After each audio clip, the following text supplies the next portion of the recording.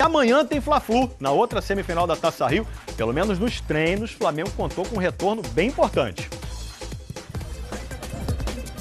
Parecia longe, distante. Mas o dia da volta de Guerreiro ao Flamengo chegou, pelo menos aos treinos. Ontem foi a marca de 45 dias para o fim da suspensão por doping que ele recebeu em novembro do ano passado.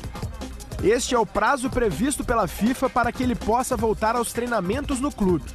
Neste retorno, Guerreiro matou a saudade dos companheiros e do gol. Bom, um reencontro muito esperado por nós jogadores. Guerreiro, todo mundo sabe que é um grande amigo meu, um cara de uma humildade sem comparação. E ficamos felizes com essa volta dele. Guerreiro só vai poder voltar a jogar depois do dia 3 de maio, que é quando termina a punição. Neste período de ausência do peruano, o Flamengo investiu para trazer Henrique Dourado, o maior goleador do Brasil em 2017. Mas este ano, o artilheiro do Flamengo é outro. Vinícius Júnior. Já são 6 gols em 12 jogos nesta temporada. E olha que ele nem é titular no time de Paulo César Carpegiani. Dourado marcou 4 vezes, 3 na especialidade dele, os pênaltis. O Vinícius Júnior está vivendo também um grande momento. É um jogador muito rápido, então toda hora ele está ali na área. Mas o Henrique também está muito bem, os gols dele vai começar a sair naturalmente e vai nos ajudar muito ainda esse ano. O Flamengo enfrenta o Fluminense na quinta-feira. É a semifinal da Taça Rio. O tricolor tem a vantagem do empate por ter se classificado como primeiro do grupo. Na última vez que se encontraram no final de fevereiro na Arena Cuiabá, derrota de 4-0 para o tricolor. Cada jogo tem sua história. A gente não vai entrar em campo com dar entrevista, que tem gosto de revanche, vamos atropelar, nada disso. A gente tem que fazer o nosso papel, o professor Paulo tem passado para a gente.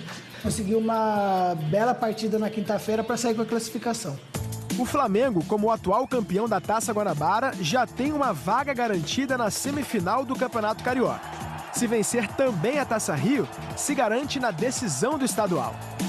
Eu vou falar bem a verdade que esse regulamento do Carioca, todo mundo fica meio perdido, né? Mas eu sei que se a gente ser campeão da Taça Rio, a gente tem a vantagem de um empate, sendo um jogo único na final do Carioca, né? Tô certo no que eu tô falando?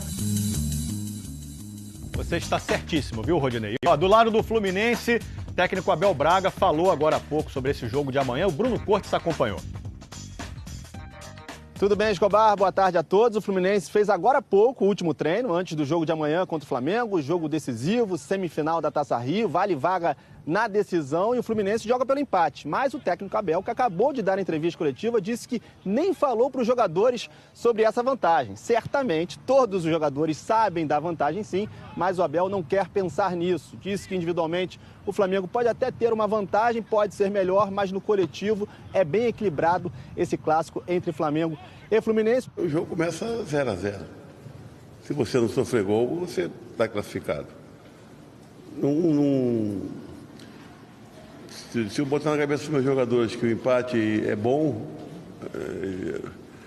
aí fica aquele negócio aqui, o treinador botou o time lá atrás. Eu não vou botar meu time lá atrás não, cara. Vou botar meu time como sempre jogou, com o respeito que nós temos pelo outro lado.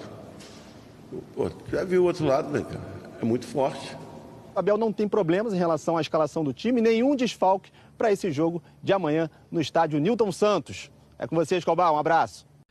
Globo Esporte de volta e olha só, sexta-feira, conhecido internacionalmente como Depois de Amanhã, tem Brasil e Rússia ao vivo na Globo, 1h, a gente vê a seleção aí chegando perto da Copa. Tite fazendo mistérios, vou falar com o Tino Marcos, está lá em Moscou acompanhando a seleção brasileira. Tite fazendo, ele tá lá, eu ainda vou ver daqui a pouco, eu acho. Tá aí, ó, apareceu o Tino Marcos, tá, ele é cheio de frio, ó, lá em Moscou, na Rússia. Tite fazendo muito mistério para escalar o time, né, Tino? É isso aí, Escobar. Boa tarde a você, boa tarde a todos. Pela primeira vez na gestão do Tite, ele fez um treino integralmente fechado aos jornalistas, a gente não pôde acompanhar. A gente imagina, assim, uma escalação um pouquinho diferente em relação àquele time que deu aquela arrancada histórica nas eliminatórias, sem o Renato Augusto e com a entrada do William e do Douglas Costa. O Douglas Costa fazendo aí o papel do Neymar pelas pontas e o Coutinho jogando mais pelo meio. A base continua igual, não deve mudar muito, mas essa é uma alteração que o Tite já vinha pensando há algum tempo, que deve colocar em prática, embora a gente não saiba, porque não pôde ver hoje o treino disputado aqui, realizado aqui debaixo de neve. Nesse momento neva um pouquinho, não sei se está dando para ver. O William está bem acostumado a esse tipo de situação. Ele jogou 5 anos na Ucrânia, jogou 6 meses aqui em Moscou e, portanto, sabe o que é isso e falou sobre o tema neve. Vamos ver.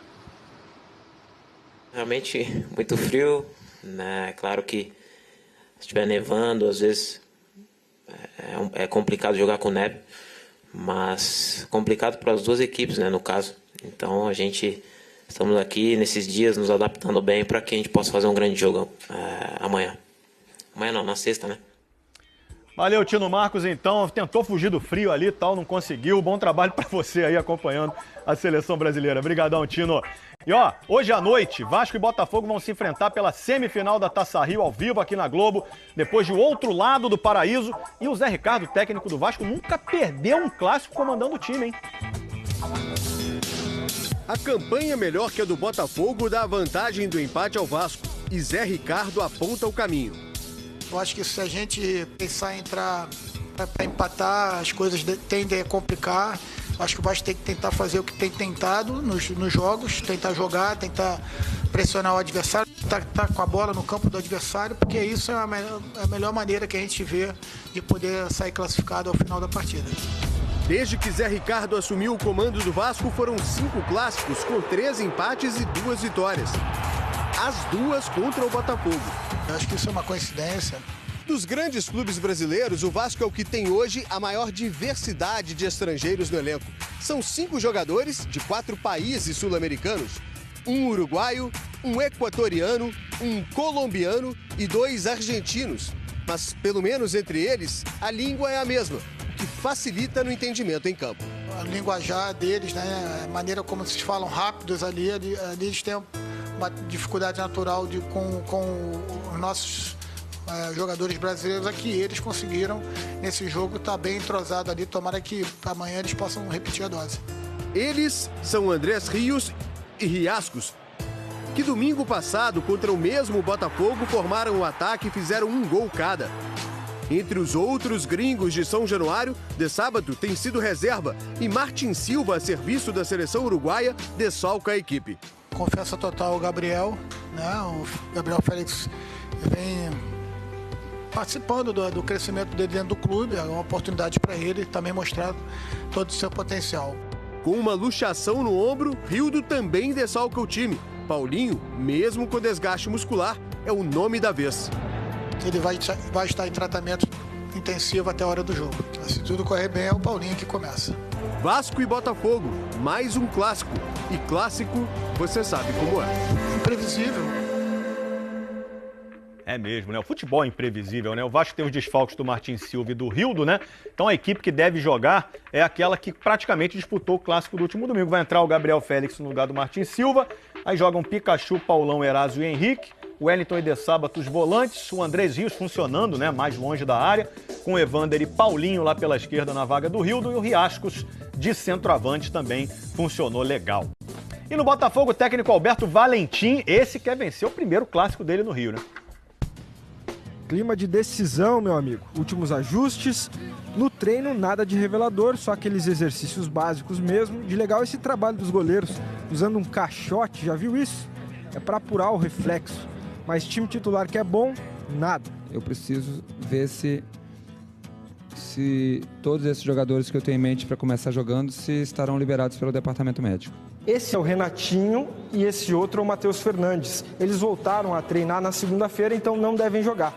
Já o Dudu Cearense, ele teve apendicite, precisou passar por uma cirurgia, outro que está fora. Na vaga do João Paulo, quem entrou na partida contra o Vasco foi o Marcelo e ele deve ser titular nesse jogo também.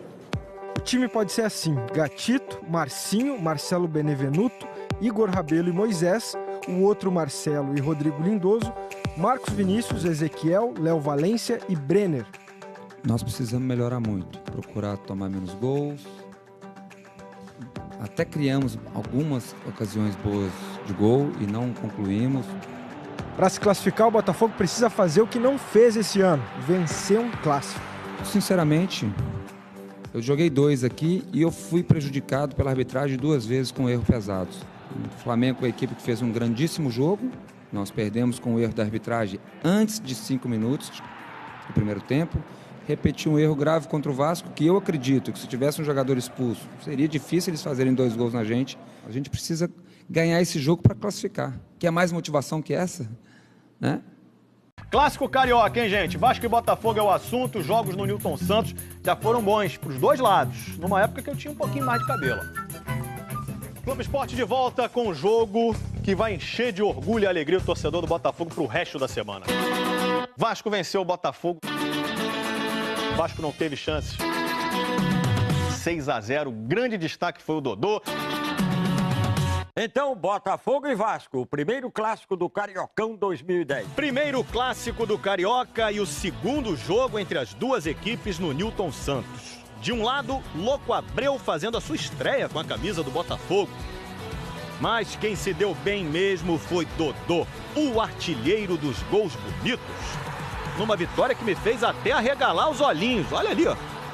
Olá, muito boa tarde. O que foi aquilo, rapaz? Uma goleada, um sacode, um saculelê. Sei lá, o nome não importa, rapaz, mas foi uma coisa impressionante. Hoje, vascaínos com muitos motivos para ficarem felizes, orgulhosos, mas dos botafoguenses. Os botafoguenses, meu caro Alex Escobar, querem mais esquecer. Dodô resolveu marcar o primeiro gol dele. Na verdade, os primeiros gols dele com a camisa do Vasco, logo contra o Botafogo. Com só 34 minutos, o jogo já estava 3-0. 3 gols de Dodô. O Vasco ainda fez mais um com o Léo Gago. E um jogador muito jovem, tal de Felipe Coutinho, sabe? Marcou 2 vezes. Os primeiros gols dele como profissional. Em 2010, 6-0. Mas aí a gente troca de ano, vai para 2011, Campeonato Brasileiro. E amanhã tem clássico carioca, em Botafogo e Vasco. O Vasco empolgado com a boa fase do Diego Souza, o zagueiro Dedé convocado para a seleção brasileira, mas a história foi diferente. Muito boa tarde para você no duelo das camisas alvinegras. No clássico deste domingo, Dedé, conhecido como Dedé Kembauer, não viu o louco. O Botafogo arrebentou. O Vasco estava invicto, havia 6 jogos. Vinha numa boa fase no Campeonato Brasileiro e nunca tinha perdido para o Botafogo aqui no Engenhão. Mas é aí que está a parte divertida de um clássico. É divertida só para os botafoguenses, né? Particularmente para o Louco Abreu. O atacante foi vigiado pelo Dedé o jogo inteiro, mas quando teve espaço, fez logo 2 gols. Louco Abreu! Gol!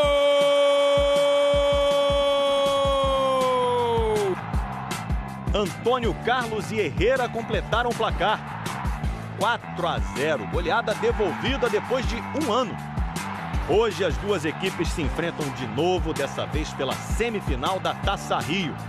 E aí, será que vai ter goleada no estádio Newton Santos?